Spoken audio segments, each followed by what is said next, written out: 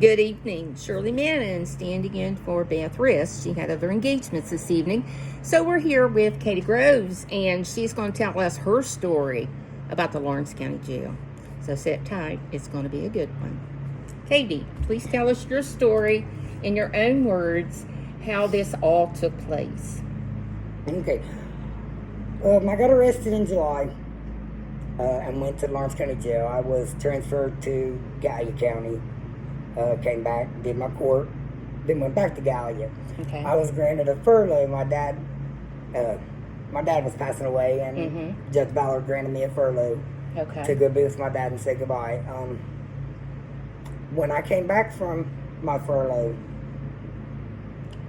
I was put back into the Lawrence County Jail, the dungeon.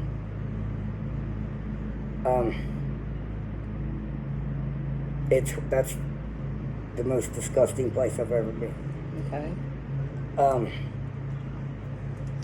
The ladies are treated with so much disrespect. The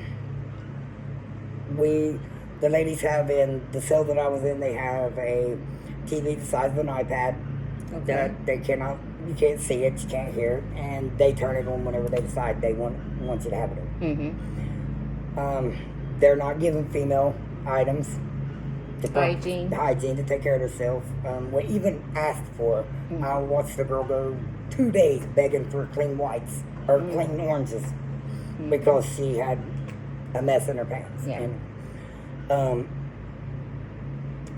we had people sleeping everywhere. We was overcrowded in there. Way too many people. We had people sleeping up on the picnic table, underneath of it, out in the day room. The shower was overflowing, water standing in it, and the CO's hand me a plunger and to tell me to fix it. We had asked, it'd been that way for 3 days, nobody could take a shower. They wash your whites whenever they decide to. You go without clean clothes. They Henshaw, CO Henshaw, he is the rudest CO I have ever came in contact, rudest person I've ever came in contact with. They talk down to the female inmates. There was one inmate in there who had heart problems. She begged him to check her blood pressure. They threw her in the drunk tank. Okay. Instead, they threw her in the drunk tank, said they threw her in there to watch her, and then put her back in the cell.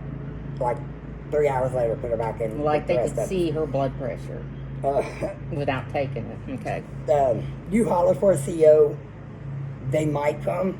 They might cuss you back and tell you to wait. You might not hear from them. You got a cooler in there that's got ice in it. That's the only form of decent water that you got. You might get it every 2 days. Okay.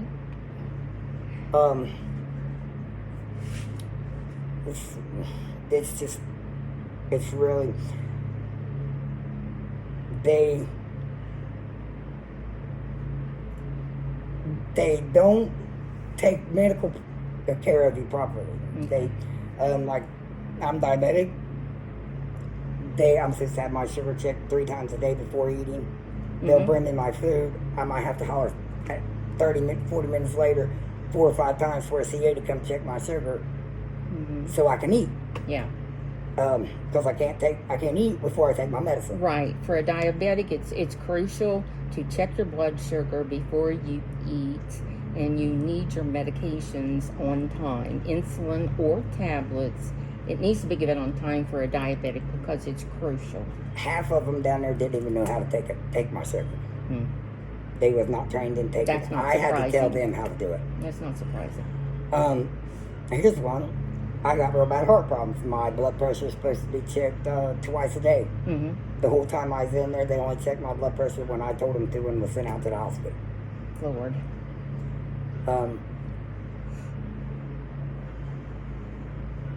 They switched me and another inmate's meds up. They gave me her meds And when I told him I was feeling funny about it, C.O. Henshaw told me, well, you know what I do when I feel funny? I go lay down, take a nap. Turned around, walked off, and Never even checked into it. never checked into it at all. Never checked into it at all. It was just dismissed, just like that. It's funny to them, I think, but I thought I was dying. Well, yeah. Absolutely.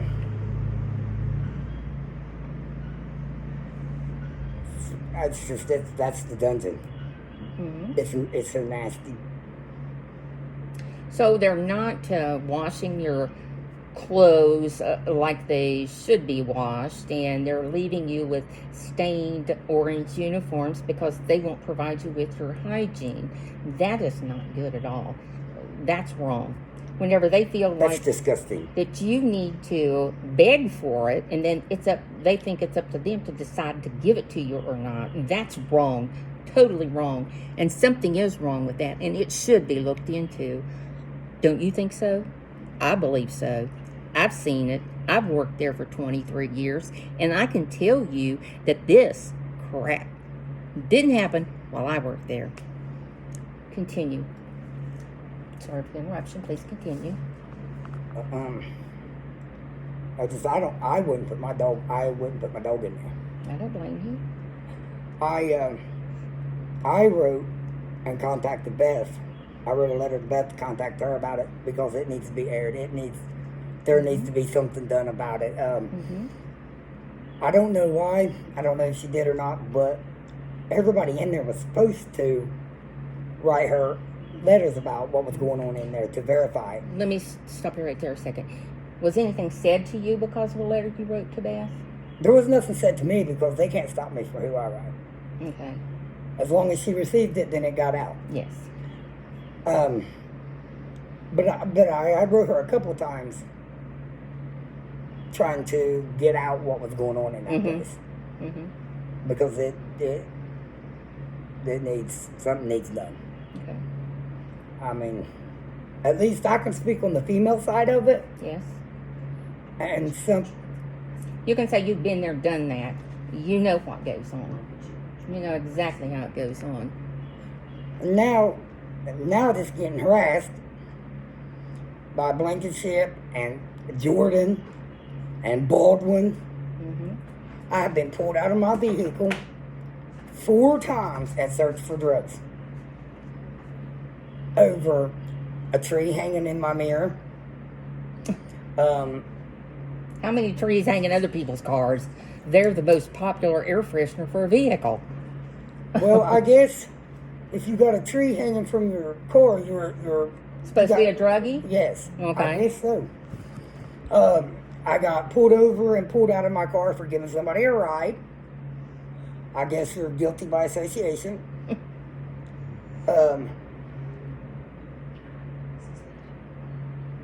I was pulled over yesterday. Well, I wasn't. My girlfriend, Michelle Kidd, was pulled over yesterday because our car didn't have brake lights. But before, I handed him my ID, and he said, "I want you to step on back here with me." He pulled me out of the car. I was a passenger. He pulled me out of the car, brought me back to the back of the car, asked me questions that didn't have nothing to do with being pulled over. He asked me when me and her got together. He wanted to date. He asked me when she last used. She does not do drugs.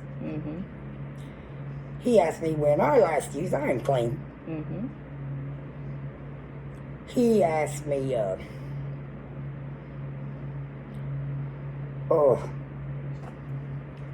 he said that, because the last time he saw me, he came to my house. Me and my wife was having a fight, and she came, and he let my car drive off with no insurance. Even though it's a marital thing, and he still let her go out with no insurance. And he knew there was no insurance on the car. Yes, ma'am. I told him that vehicle has no insurance on it. He told her to get in it and drive it. Okay. That was Jordan. He let her steal my dog out of my house. and told me that if I would have got up, I would have been the one arrested.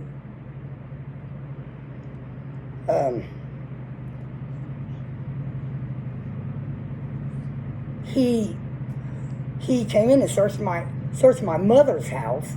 She's the property owner. He searched her house without her even being there. Didn't find nothing. But they've never found anything. They've searched, like I said, they've pulled me out of my car like 4 times in several different spots and it's always Jordan, Blankenship, and Baldwin. And they never find anything. They have never found nothing in my vehicle. And nothing. They just They didn't stop find you. anything in my house either. They stop you when they see you? Is it that they stop you when they see you driving? I'm not the driver because I don't have a driver's license. Okay.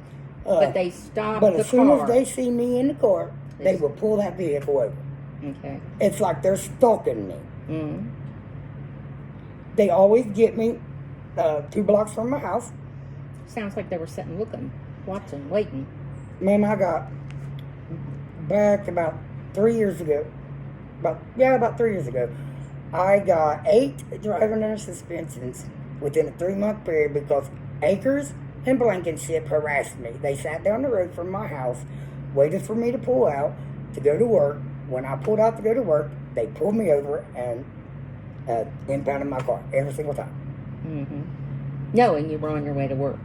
Knowing that I was on my, yes, I was doing wrong, but I had to get to work to pay the tickets that they're giving me. Mm-hmm. But I owe, right now I'm up to $1,800 owing the city of Ironton. Mm-hmm. I'm still owe them that much. Mm-hmm. And I didn't do anything. No?